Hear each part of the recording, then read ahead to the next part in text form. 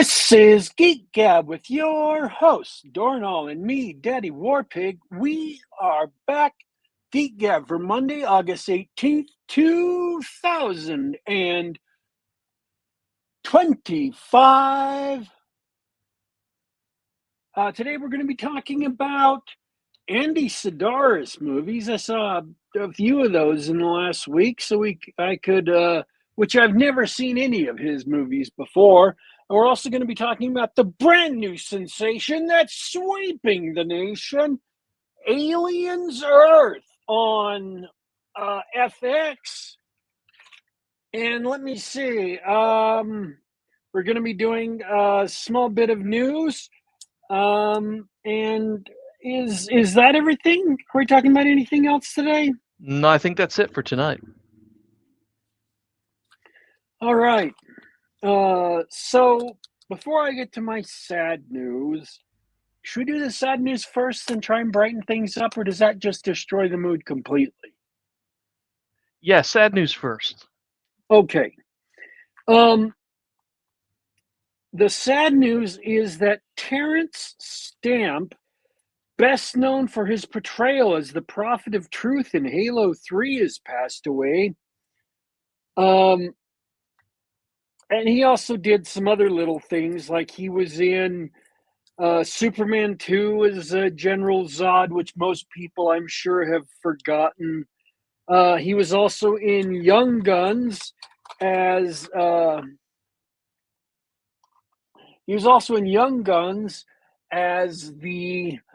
guy who gets killed and lights off the whole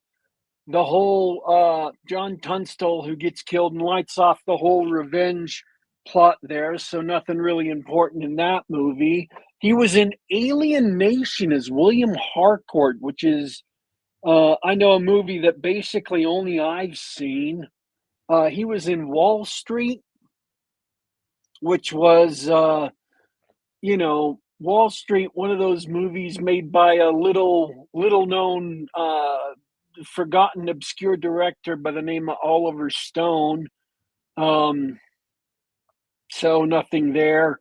He was also in a really, really huge superhero movie that everybody saw called Elektra. So I'm sure you remember him from that. He was Elektra's main trainer by the name of Stick. Do you remember Elektra? I remember. I knew that it existed. I know that it was a film about a character named Elektra. That it exists. I can see the face of the actress who plays Elektra, but I'm blanking on her name. It was so popular, they brought the character back in the recent Deadpool and Wolverine movie. That's right. That's right. Now I'm gonna have to look it up. Jennifer Garner is the actress. Garner. Elektra being made a mere 20 years ago. Terrence Stamp also, famously appearing in the Elder Scrolls 4 Oblivion. This guy has been around.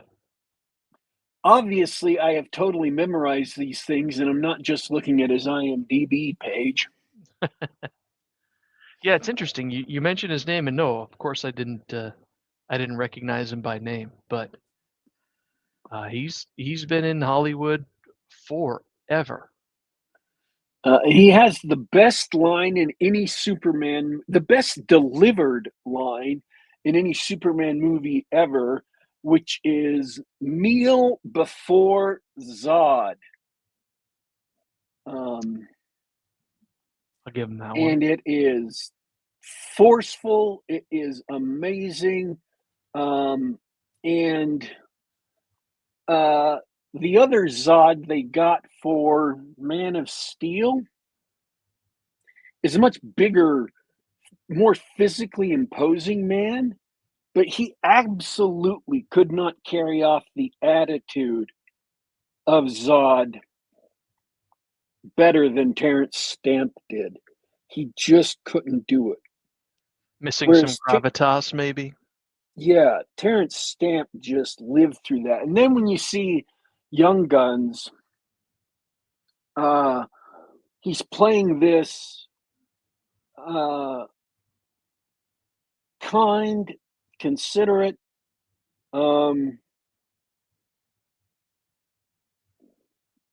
genuinely good man, and it's a complete 180. That just shows the range that he had. So, rest in peace, sir. He died this week. Did I say that he passed away? No, you mentioned it was bad news or sad Bad news. news. He died. Just a few days ago. It might have been yesterday. I think so. So, rest in peace, sir. Born in 1938, died 2025. I think he was 87 years old. Well, there you go. Rest in peace. So, we want to say goodbye to Terrence Stamp, especially for Gen X. He left this big, huge mark on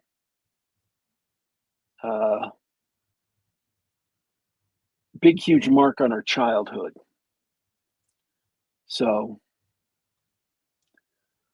I don't have any other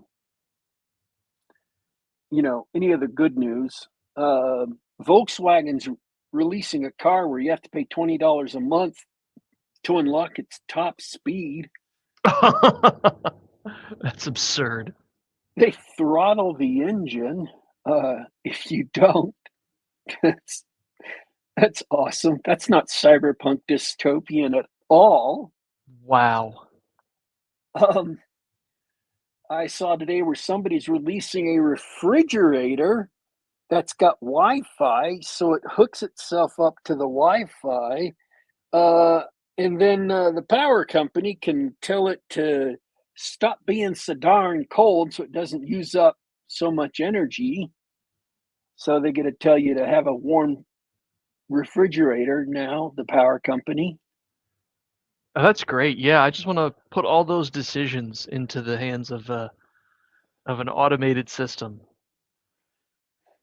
So that's not cyberpunk dystopian either. Wow, that's insane. When This I is started saying this, like back in 2015, I got a lot of flack from people online when I started saying we're living in a cyberpunk dystopia.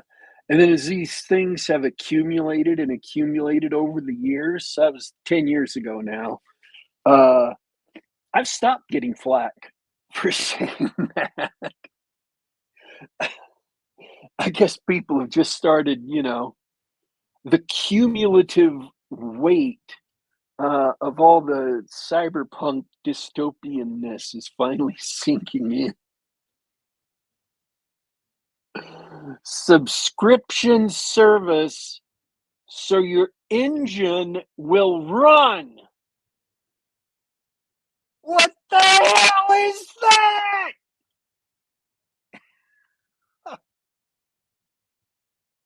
no possible downsides to that. No. Oh man. It just the reams of terrible ideas coming out of the business world. It's non-stop. We're just like, and John Deere with the farmers, all the things they do to farmers as far as softwares that literally bricks their tractors. It's just Yeah, farmers famously have been trying to fight for the right to repair. These companies love to put their technology behind proprietary systems so that not only do you purchase the device, but you have to continue to pay them for maintenance. They don't want to lose those dollars to someone else who knows how to fix things. They download jailbroken ROMs, American farmers, people in American fields planting potatoes and wheat and stuff, download jailbroken ROMs from Ukrainian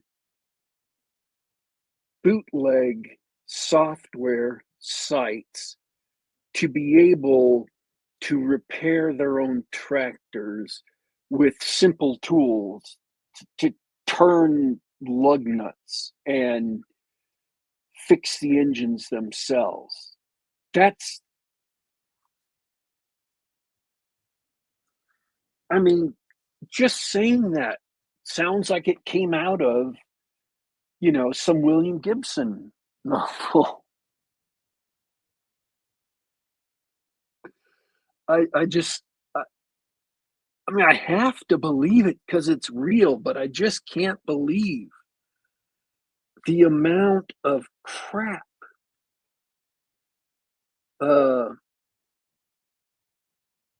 people are putting up with. And I'm going to repeat one of my posts from Twitter. The cope from people is, well, it's all about increasing shareholder value. And it's like, no, it's about stupid short-term business decisions that don't increase shareholder value. They just try to boost cash flow right now without trying to keep a healthy business running that will be good in the medium term and the long term.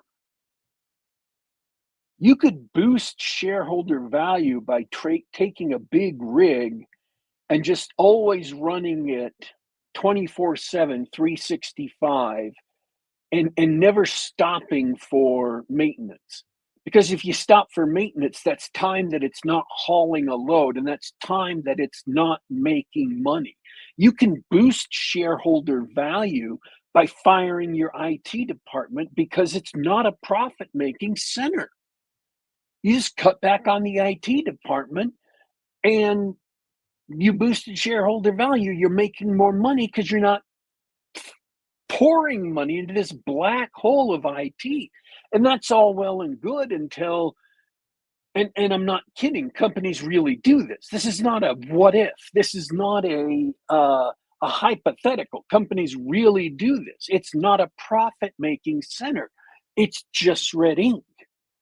Until your networking system between cities goes down, or your backup goes down and you lose critical data, or you have a virus come into your system because somebody didn't change the default password and username on a new router you installed, and somebody slipped into your LAN or WAN through a back door. But you can maximize shareholder value, that is, maximize the amount of cash coming in right now by doing a bunch of stupid crap. And it's all just cope, because these methods of attempting to extract maximum monies from users while not producing any more value, while intentionally hampering products, and not produce any more value are just damaging to your company in the long term. And they all have long term consequences. And it's unwise. And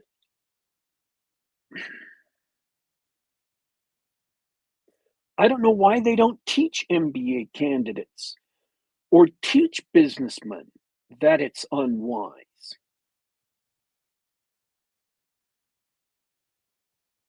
I mean,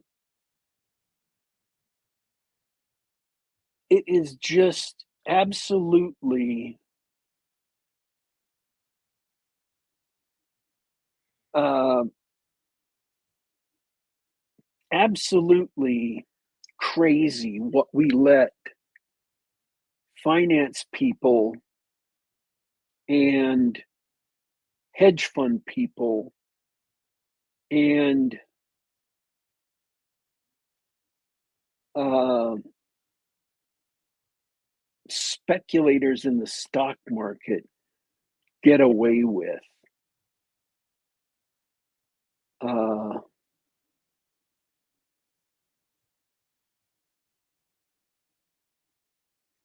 and companies that are destroying their own value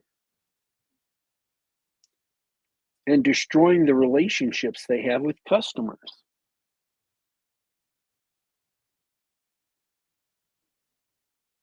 Adobe's business model is not built around providing extra value to its customers.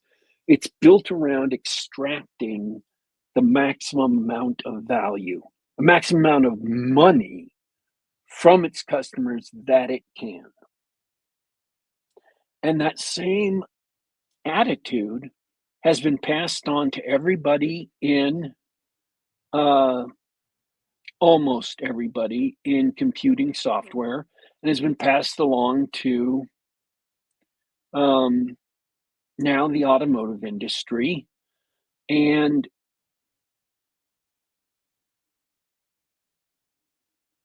it is poisonous. It is foolish. It is short sighted.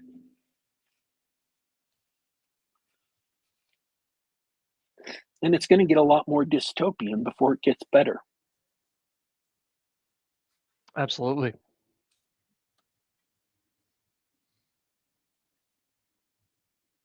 Sorry, I didn't mean to get off on a rant there. Didn't you, though?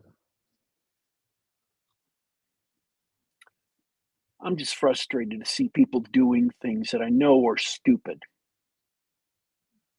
And it's stupid not because it's bad for customers. I'm not saying, oh, think of the poor people. I mean, yes, think of the poor people. It's bad for customers, but it's also bad for their companies. Creating a customer base that hates you is not smart. So, all right. I think I changed my mind. Do you want to talk about Aliens Earth? Yeah. Okay. The brand new hotness just came out on FX. Alien Earth. The alien monster movie where all the humans are uglier than the monster. Brand new series just came out. It looks like it's going to be just a 4-part miniseries. At least that's what they have previews for 4 long episodes to come out over the next couple of weeks. I think 2 are out now. We're going to get 2 to 4 more coming out soon. And it's each episode's an hour long. That's it. And it's a story about, well, it's Alien. They open up the film with, well, we can call it homage or a recapitulation of the opening scenes of Alien, the original movie by Ridley Scott. There's a research ship. Everybody wakes from their cryo sleep. There are monsters on board. Horrible things happen. Difference is, they don't survive, or they don't defeat the monster and survive. They crash land on Earth. That's it. Alien on Earth. I What the the show is really about, at least from the first episode. I watched the first episode. It imagines what Earth might be like in the alien universe. It imagines multiple giant corporations like Weyland-Yutani, who are just as, large and oppressive as Weyland-Yutani. And they are in competition over control of the Earth and its resources and people. And that's sort of the backdrop for whatever these characters are doing. There's, a ship that has an alien has just crash landed on Earth. We don't know what the alien's going to do yet. There are these giant corporations fighting for control of Earth. There's regular people. There's androids. There's artificial intelligences. There's androids being piloted by human consciousnesses. This is all this is the setup of the show. This is your opening exposition, right? So what can I say? How does that sound to you, DW? How does that sound as like a setting, an imagined setting? um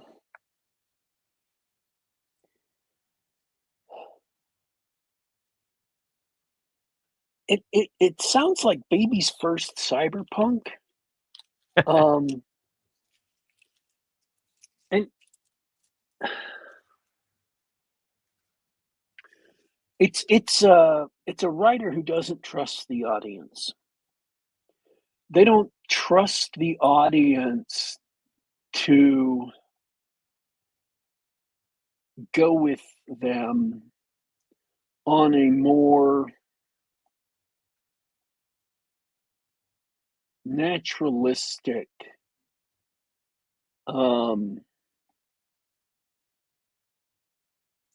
setup. I mean, there's like 5 or 6 corporations who control the earth, and every city is like, or at least a lot of cities belong to one corporation or another. It's the setup to rollerball with more interesting corporate names, is what it is. Um, in rollerball, one city was a power city because it was the Power Corporation city, and Tokyo was a different city that belonged to a different corporation. And the real world, that's not how corporations work. Um, No, that's a good point. It is a popular trope in cyberpunk fiction where you've got corporations that are essentially foreign governments who control territory. and I mean, the much maligned Shadowrun actually did it right, which is you'll have a foreign country, and that foreign country has a government, but corporations have like their own separate territories in that foreign government. Oh, Yep. here's a research area, and that research area is like it's like an ambassadorial compound. The corporation controls that, and you don't have a say about what goes on there because it's extra. It's extraterritorial, controlled by the corporation. That would make more sense. Mhm. But that would require trust in the audience to say, "Oh no, here's the prodigy city or the Prodigy compound in the center of the city or whatever. I just,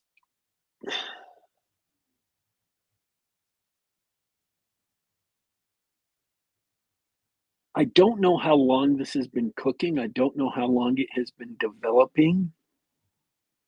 And they tried really, really hard to elevate the material beyond just an alien photocopy. On this ship, they have a ton of, well, they have like a score. Let me be specific. They have a score of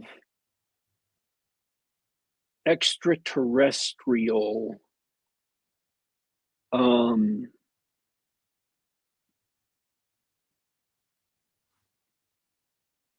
specimens that are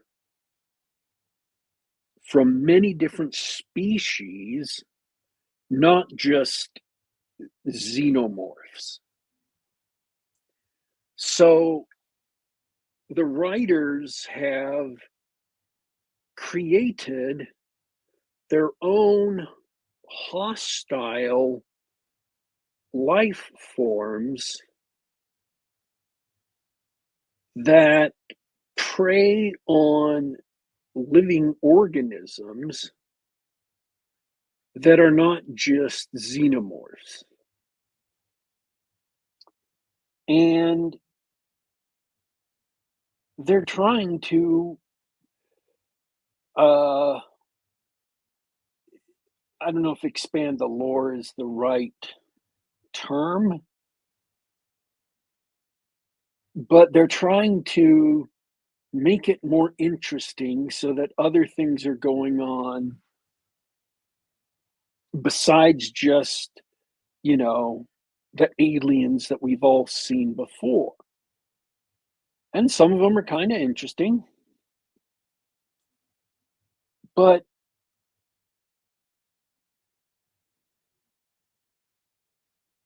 it's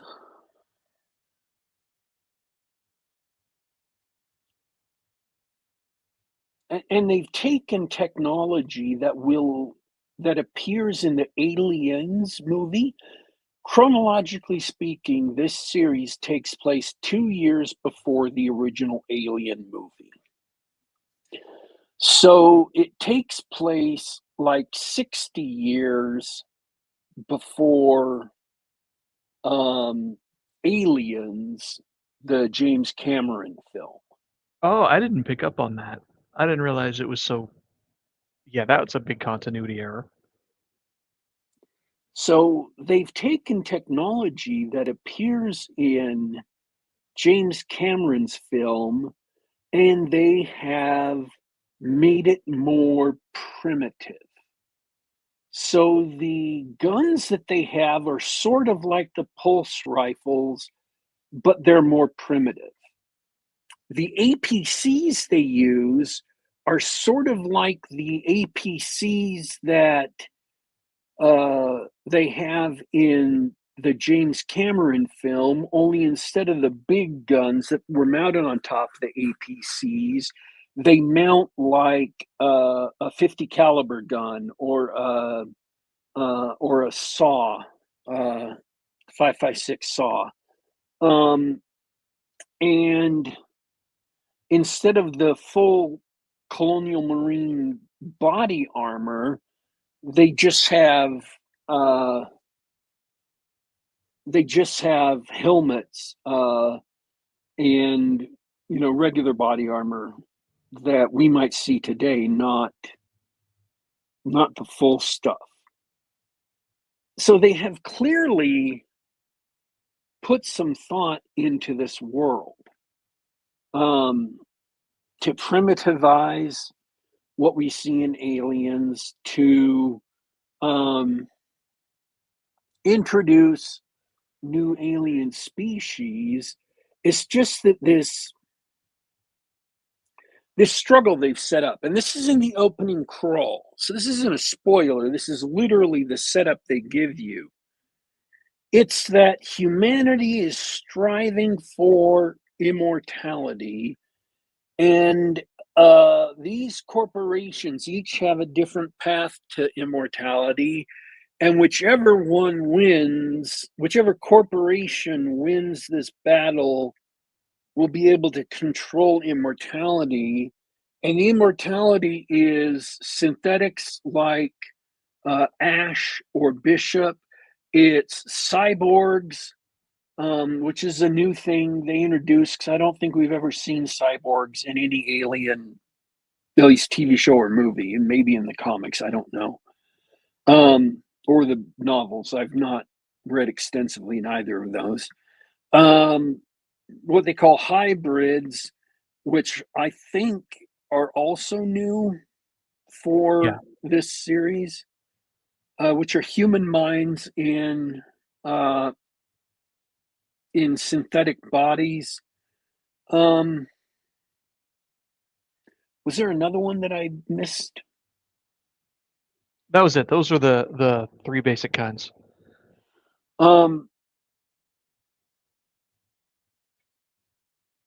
And it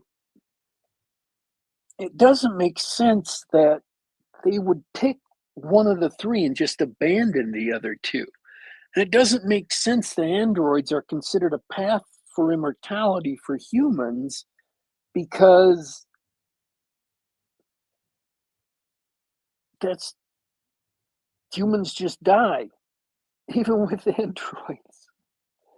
I mean, you can take a human and add robot parts to them and make them cyborg, and the human will continue to live. At least their brain will, even if they've got a partially or largely robot body. You can have theological debates about whether transforming um,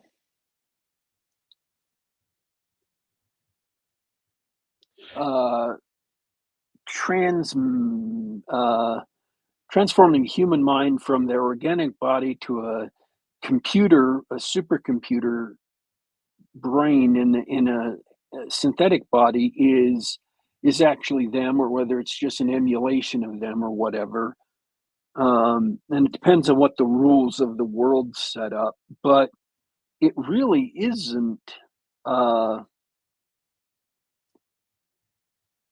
in a synthetic just isn't a human at all. So that's not a path to human immortality.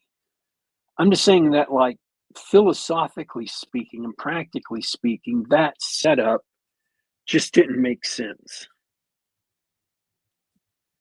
Well, you paid a lot more attention to the setup than I did.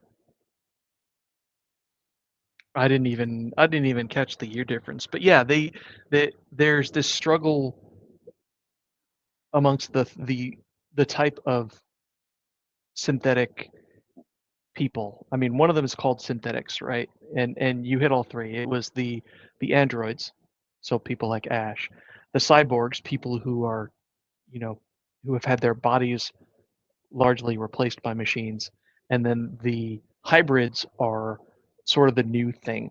And the hybrid is a human consciousness that is transferred to a machine, to an android body. So think Ghost in the Shell. Yes. This is completely ripped off of Ghost in the Shell, and this is where we get introduced to our main characters, with a Peter Pan theme, as we witness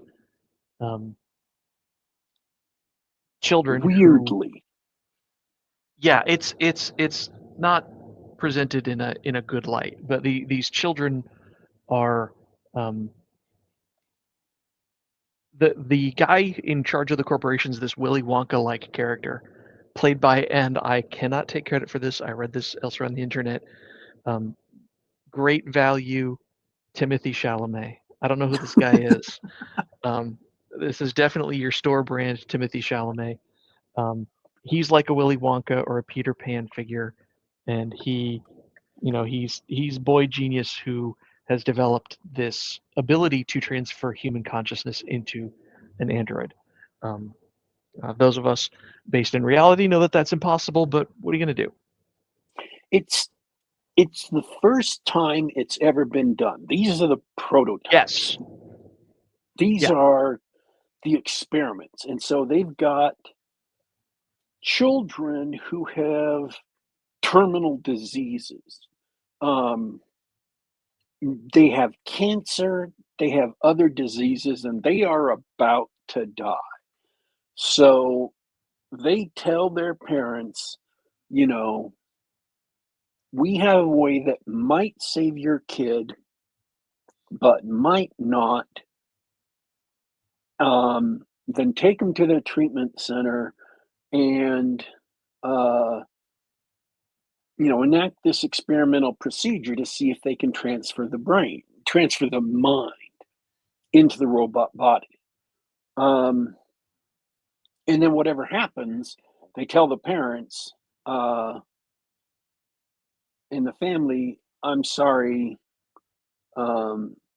your child died. So everybody thinks their child's dead, because what they do is they transfer them into a synthetic body that is an adult, because synthetic bodies don't grow, they don't mature, so they have to be an adult already. So you've got these children's brains in an adult body, and it should be said that all of them work. None of the kids die, and none of the kids, at least so far that we've seen, none of their brains get scrambled. They so they all live. Uh, let's answer Simon Hogwood's question. Is this the first time we've seen aliens in the Alien series apart from Xenos and their progenitors? We kind of saw some aliens in like Covenant and Prometheus, just like grasses and other little things, but no, I don't think we've seen, or that dust flying around, or snake, or whatever it was. That was like proto aliens. I don't know what was going on with that movie. I don't think Ridley Scott knew what was going on with those movies. But no, we've never seen any other like carnivorous alien species. They mention a couple of species in Aliens. They mention having sex with is it an Arcturian? Or something like that. And they say, is this another bug hunt? Implying that there are hostile, unintelligent alien species that colonial marines are called down to exterminate, and implying that there are intelligent, non-human species in the aliens universe that humanity has run into, but we never see them, and they've never appeared in any other aliens media that I know of. I'm really sure it's Arcturan. But those are just kind of throwaway lines in the dialogue from Aliens. Yeah, good call, especially on the bug hunt.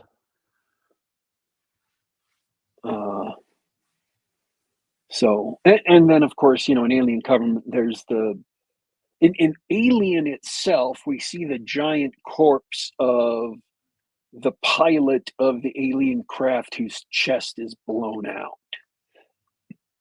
And obviously he was non-human.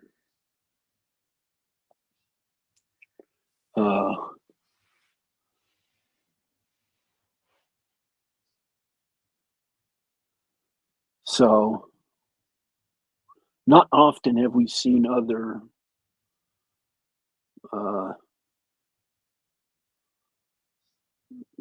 on screen, I don't think we've ever seen any other carnivorous alien or hostile alien species. So it's not a bad idea. Some of the creatures are kind of interesting. Some of them are not so interesting, and some of them haven't had a chance to be interesting yet. Maybe they'll get to show how interesting they are in future episodes. I checked on IMDb. The series has 8 episodes, so 2 of them are out. They'll be 6 weeks before it's over, uh, or 6 more weeks before it's over.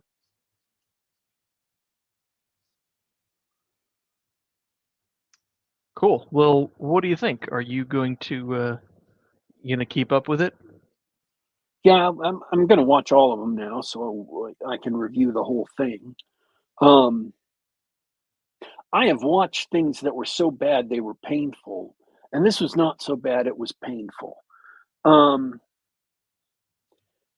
I think there's a restriction on Hulu as to how much violence they can show, because they definitely have been very coy about showing alien violence. Hmm. Uh, the 2 big scenes or 2 big places where they could have shown the alien attacks, which is on the ship and in that party, um, they didn't, but maybe they're just saving their ammo for future episodes, saving it for when it matters and just kind of implying it, which would be a smart idea. I mean, That would be a classic TV tactic. Think the X-Files. yeah. Um, I mean, that would be a good choice. If that was a deliberate choice and not just a restriction of of Disney or of rating or something, that would be a good creative choice. Um, the problem I have is the the research vessel is a Weyland-Yutani research vessel that's made about the same time as the Weyland-Yutani mining vessel that's in Alien. So the technology looks the same, the ship construction looks the same. I mean, inside, all the ladders, the, you know, flooring, they have the same iconography that was developed for the original movie. I mean, you could say that was member berries, but you should also say, you know, if you set a movie in World War II, you have to make uniforms and guns and jeeps and planes look like World War II. That's not member berries. That's just the same, that's just the setting. So it is what it has to be. And I don't want to criticize them for that, because if they did it differently, people would be criticizing them for that too. But at the same time, it feels like something that we've been there and done that, you Oh know? yeah. I mean, the whole concept. Yes, you're right about the uniforms, but the whole concept is member berries, and if they wanted to claim any kind of um, if they wanted to claim that they didn't want to do just the member berries, well, they shouldn't have made the first 10 minutes of the show almost exactly like the first 10 minutes of Alien. Yeah. Almost shot for shot. Um, and that said, yeah, I rolled my eyes at the beginning, but I'm interested in keeping up with it. Um, it's got the downside of many modern TV shows where I don't particularly like or identify with or care about any of the characters, except for there's a relative of one of the children who's now a hybrid uh, android. Um, you're sort of interested to see what happens to him. if he doesn't just get eaten by aliens. He's the only sympathetic character on the show. That's true. The only one. Even the children. What are you gonna do? Kids can't act, right? You know, it's like 1 in a million. Even the children, you're like, I'm sad that these characters are dying of leukemia or whatever, and they're gonna pretend that they're transported into a robot body. But yeah, none of them are. Well, I mean, it's only been one episode. Like, yeah, none of them are sympathetic. Even the sort of main character, um, played by Ms. Oh my goodness, lost her name. I had her IMDb up earlier.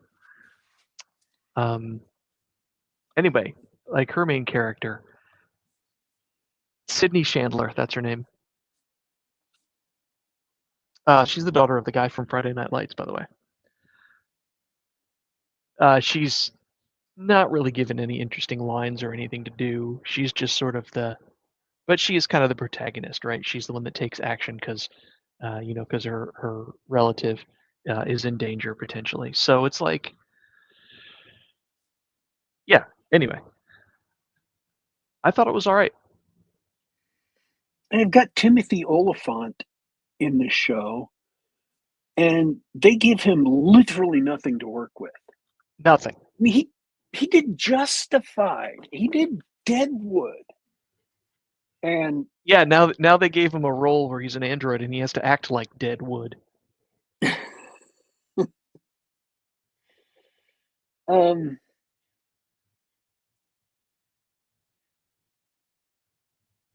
mean, even Bishop was a great android. You felt for Bishop. You cared about Bishop. Kirsch is just that's his character's name. The android he's playing is Kirsch. Well, Timothy Oliphant is a good actor, but Lance Henriksen is a legend. Yeah. And I think that the xenomorphs. So none of the characters really quite feel like they're human. We say this a lot. I say this a lot, at least. You don't connect with them because they're not quite behaving like they're people. They're behaving like they're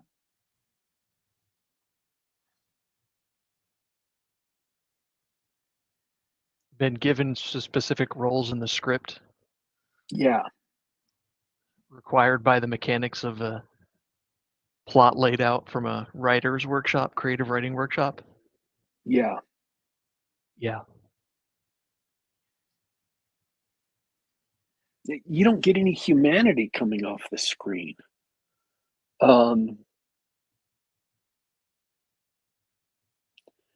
So that's why you don't feel for the characters. Is the writing is just it's awful.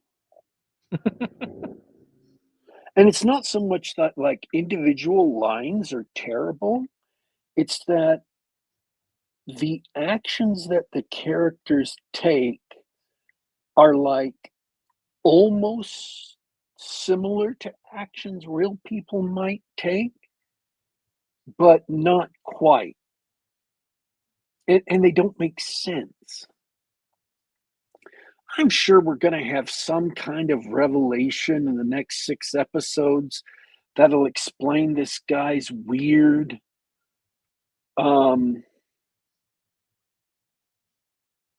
fixation on Peter Pan and the Lost Boys and calling his research center Neverland. And, when they're doing the transfer, they show the kids Disney's Peter Pan, but it's just so weird. And you're like, well, yes, but real human beings have weird hang ups sometimes, especially if they're geniuses, and you're like, yeah, but not like this. And usually only when they're breaking down, when they're going off the beam and things are coming apart around them and they're starting to, you know, hide Unravel. in their house and not clip their toenails or keep their toenails and fingernail clippings in jars and stuff, and only hiring LDS people because they're the only ones they can. I'm talking about Howard Hughes, by the way. Um, it's just weird. They you have to go for quirks instead of personalities at that point because you don't know how to construct a real personality because you don't know what motivates people. You don't know what people's goals are. You don't know what people's drives are. You just don't deal with the real world enough. You deal with this intellectualized version of the world, what you think the world is and what you see the world as being in your head, and you just can't write like that. You have to know what the real world is to write people. So, yeah, they just don't.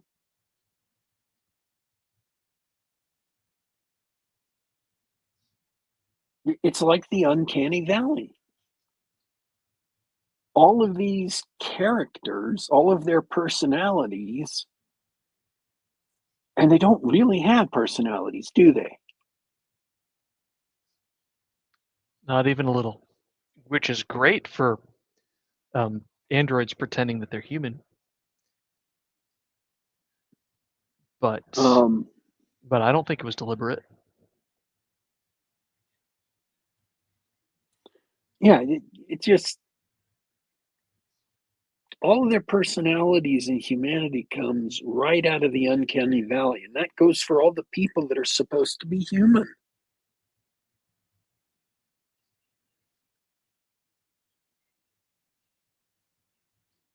Our movies and TV didn't used to be like this.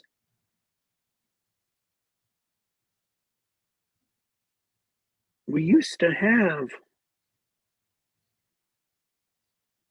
characters that were much better at portraying humans. They weren't actually human, but they were much better at portraying humans. They got closer to the essence of humanity than this. So you felt like you could relate to them because they seemed like people, at least that you could like or relate to. And this show doesn't have any people you could like or relate to.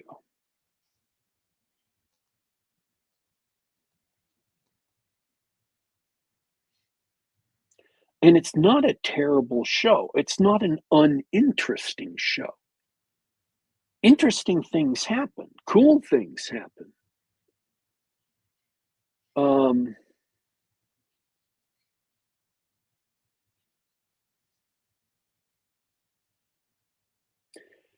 and it's not like this is a huge flaw that's obvious that punches you in the face right when you start watching the show. This is just something that is subtle that you won't notice at all, that'll just kind of sit there bothering you if you reflect on the show while you're watching it. If you start thinking, I don't care about any of these people. I don't care if they live, I don't care if they die. They're just shadows moving on the screen. If the show isn't throwing up enough events to keep things moving, if there's a slow enough spot where that thought occurs to you, or where you've accumulated enough viewing time to where that occurs to you, you may not even notice that that's the case. And you may not even understand why that's the case. I only know that's why because I've been thinking about this for a long time, and I've been noticing this now it's everything or almost everything. But I've been noticing it get more and more common since, like, I want to say 2015. Uh,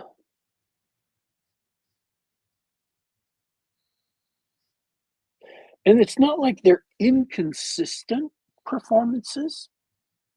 They're given consistent roles, and they all act the same through the show, but those roles are just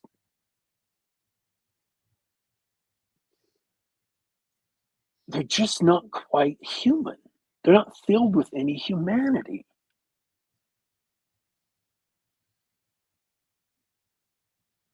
And heaven bless them, those actors are really trying. Like the lady doctor, uh, that actress is really uh, trying to put some warmth and genuine love for the health of these children who are now in adult bodies and trying to adjust. Uh, but it's just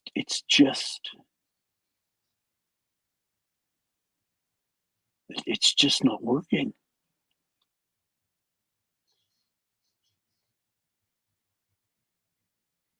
Oh no, we've lost Warpig. I'd have to agree. Um, it's really not working for the story. And it's like I said. Yeah, you're right. It's tough to root for any of the characters. And it's because of that, that consistent what is it, whatever it is, loss of the ability to write interesting characters on TV. But that's okay. There's a couple of interesting things happening, couple of people to watch. I do kind of want to see whether they go anywhere interesting with the Ghost in the Shell style, philosophy 101 cyberpunk story. So we'll see. What do you think, GW? Um, well, I'm going to keep watching it. I want to see the rest to review it. And they might keep doing interesting things with the other creatures. Oh, this is the other thing I was going to say. I think the xenomorphs as a concept have been kind of played out.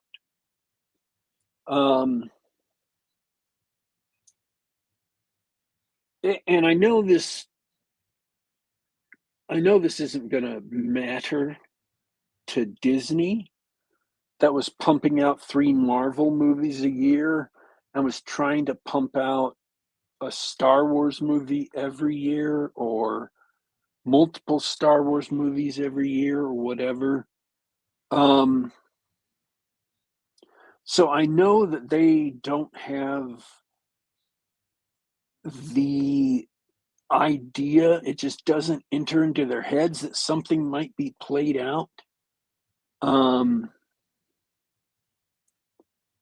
because they released 2 Predator movies this year. Or they released one already and they will be releasing another one later on this year. But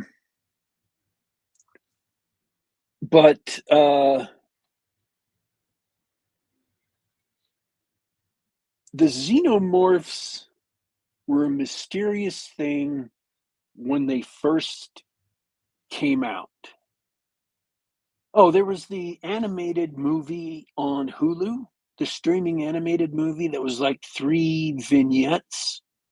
Someone Hogwood wants to know what the 2 Predator movies released this year were. There was the streaming Yeah, animated so do I. one on Hulu, and then there's the live action one that's being released in theaters that's about the Gen Z Predator with the pompadour haircut, who is also hauling around half a Weyland-Yutani synthetic on his quest to defeat a big, huge thing. Those are the 2 Predator movies coming out this year. Disney does not have the notion of overexposure. They do not understand when a property's been overexposed, nor do they have the notion of quality control anymore.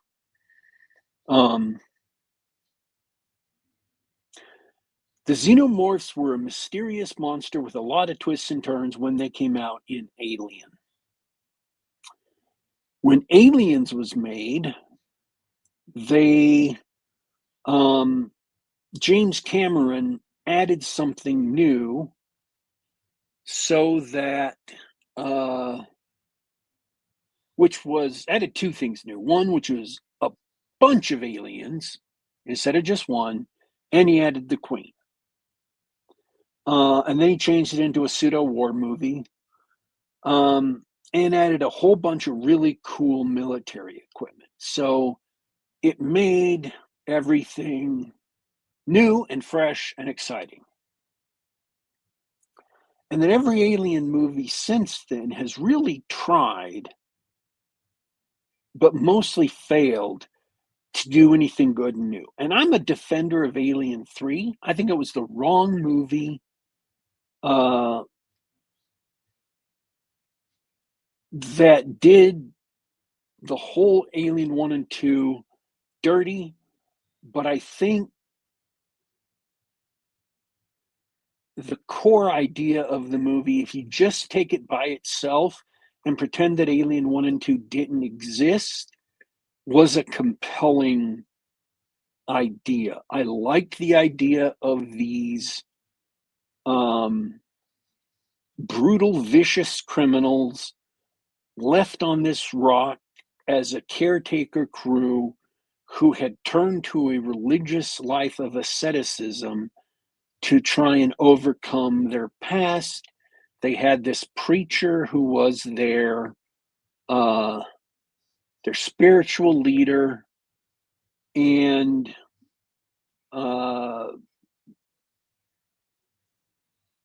an alien gets dropped down into their midst, and Sigourney Weaver gets dropped down into their midst. Just as a standalone film, if you pretend Alien 1 or 2 didn't exist, it had a lot to recommend it. As a sequel to Alien 1 and 2, it was an absolute disaster because it killed off Ripley, and it killed off Newt, and it killed off Hicks. Hicks right off. And anybody who'd seen Aliens and loved Aliens was just going to hate it from that point. And I fully support that decision. But it did a lot of cool things. And knowing how big a disaster it was behind the scenes and how stupid a lot of the ideas for that script were, the fact that it came out as good as it is really astounding. Originally, it was going to be a giant planet made of wood. So you really do not know how dumb some of the ideas were that did not make it to screen. It was absolutely insane. So, but then everything since then has either not advanced the universe or has added things that are deeply, deeply stupid. Like Ripley's child that was a human alien hybrid was just dumb. It was just awful. It was the most awful thing that has ever existed in the history of awful. Covenant and Prometheus were obnoxiously stupidly dumb on so many levels. Um, Romulus was trying real hard. It was full of member berries, but it was trying real hard to be a good movie. But it picked a couple of wrong member berries that were bad, and that kind of ruined the ending. But he was trying real hard to make an entertaining movie and not preach to you, which I deeply appreciated. Still ran into the same problem of, you know, people didn't quite have human personalities. And I know I'm forgetting some of the alien movies. I don't know what else I'm forgetting. And, Romulus wasn't that long ago, and now we've got this show. We've seen the alien. Ooh, face huggers. Ooh, implanting, people with their chests blown open. Ooh. Oh, they're chasing someone down the hall and they're running all over it because they can stick to the tops and bottoms of the wall.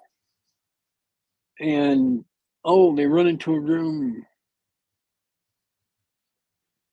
The more we see this behavior, the more you just wonder, the more you start seeing holes in it. Like, what's the point?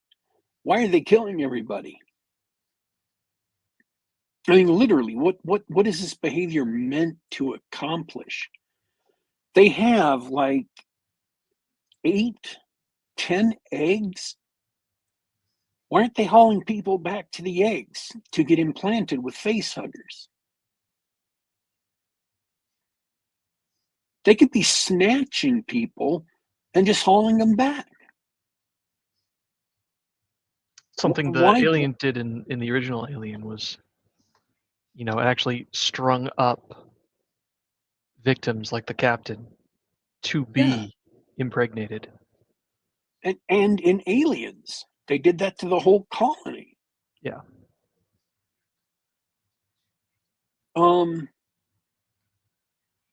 I can see them killing people who have guns and were a threat, but a bunch of fat party goers, why? We've seen it all before. Um, and they're not doing anything interesting with it. And it's all been played out. If you're not going to do anything interesting with it, and it doesn't seem like there's been all the new stuff that was in Covenant and Prometheus was dumb. So what have we got left? It's time to move on to something new. And you're going to have to try a lot of new stuff before you hit something as awesome as the aliens, but that's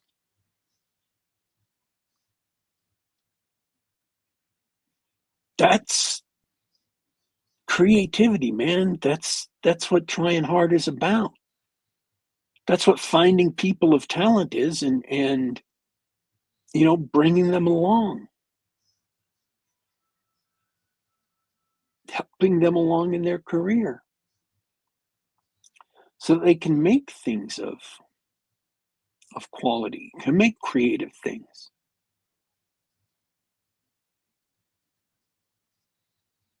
And that system of nurturing talent has broken down in Hollywood because they stopped nurturing people of talent and started nurturing people of demographic identification, and started putting people who didn't have talent out in front, to write, to direct, um, to act,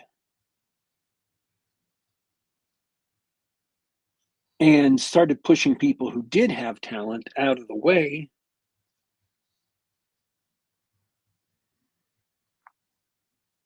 And it just, now we as an audience are dealing with 15 years of that process. because now the senior people have come up through, or the midline people have come up through that system, and it's just,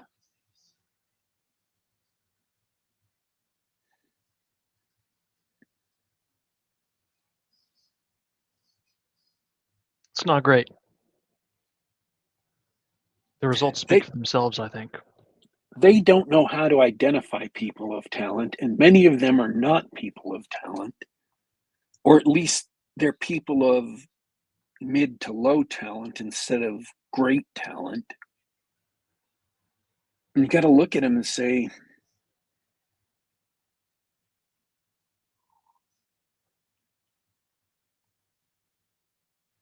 and many of the people who do have talent have become infatuated or driven towards, politics because everyone around them is driven towards politics. And if they're not, they'll lose their jobs. And that just ruins everything because the politics demand that they don't pursue quality. It demands that they pursue politics. And I'm not saying this show is political, because this show isn't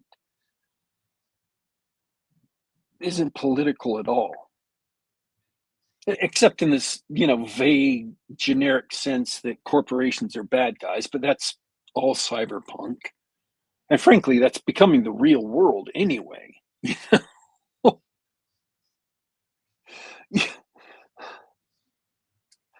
That was the kind of the point of the cyberpunk dystopia thing at the beginning of the show, is that real world corporations are starting to become as evil as cyberpunk was saying. It was a parody. It wasn't true back in the 80s, but now in the 2020s, it's becoming true,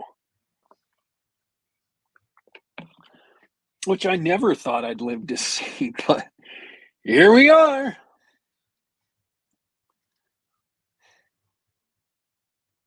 I don't know. We're far from the show. What I'm saying is the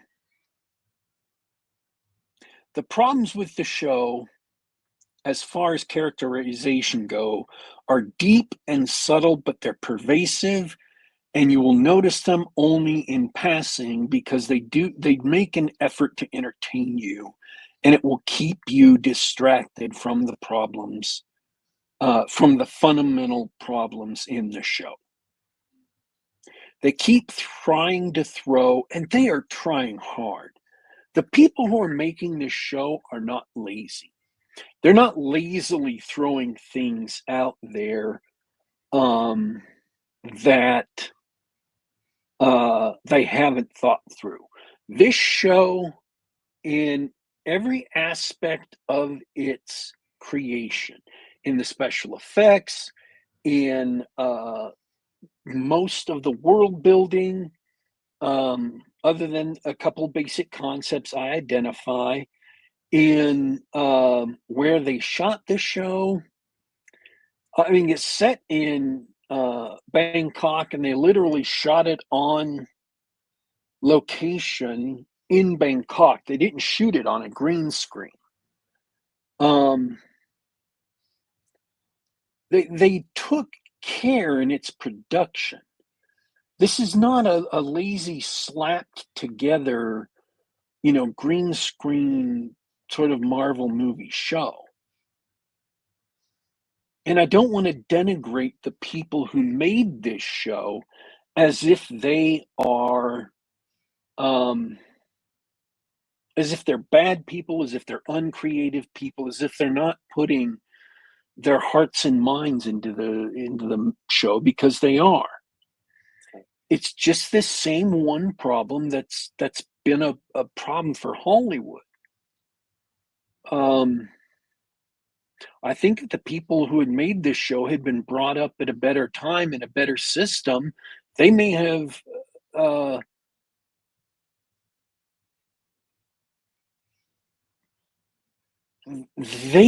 learned better how to make characters that are more human, and this may have been a great show.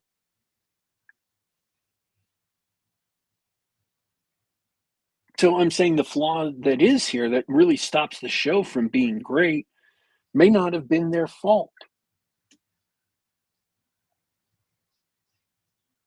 So there have been a lot of lazy shows made over the last 10 to 15 years that are lazy because the people were just trying to crank out propaganda and weren't focusing on entertaining the audience. This show focuses on entertaining the audience the absolute best it can. And you have to give the people making it credit for that. And I don't want to make it seem like this is a terrible show or that this is a show that is not trying its hardest or spending its money in a good way. This is not like Rings of Power. This is not like The Wheel of Time. This is a show that is not grinding a political axe and is genuinely trying hard to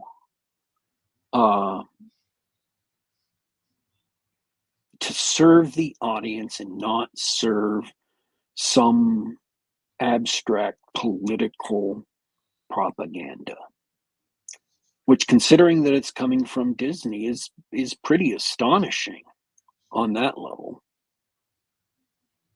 Agreed.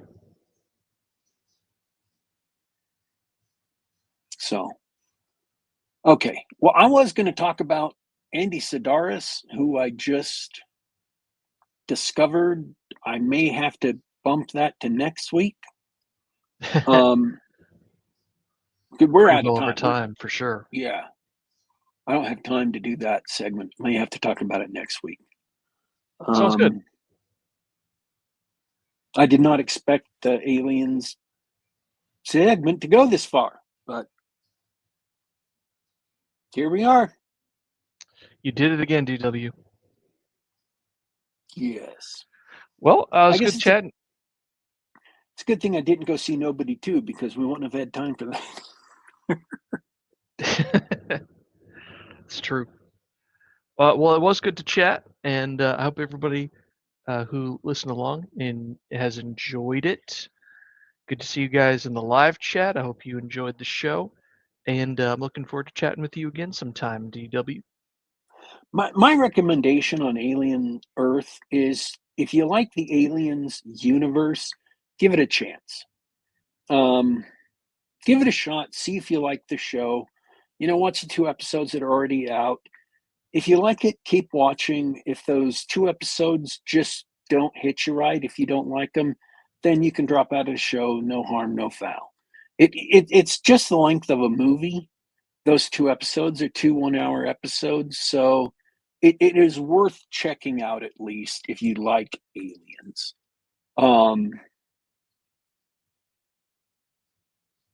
So yeah, that would be my recommendation. It's time to go. Sure is. Let's see if I can remember things this time. All right, folks. This has been Geek Gab for Monday, August 18th, 2024. I want to thank everyone who listened live and participated in the chat. We want to thank everyone who will listen later. You can catch us every Monday about 10 p.m. Eastern, 7 p.m. Pacific on youtube.com/geekgab. Once again, that's youtube.com/geekgab. We are also available on the Google Play Store, on soundcloud.com, and on iTunes. Just do a search for Geek Gab. Download us to the device of your choice. Listen to us on the web. Or download us to your computer. We're available in all those places because we're warm-hearted people who just love too dang much. Now, we are signing out for today, but don't you worry, don't you fret. We will be back.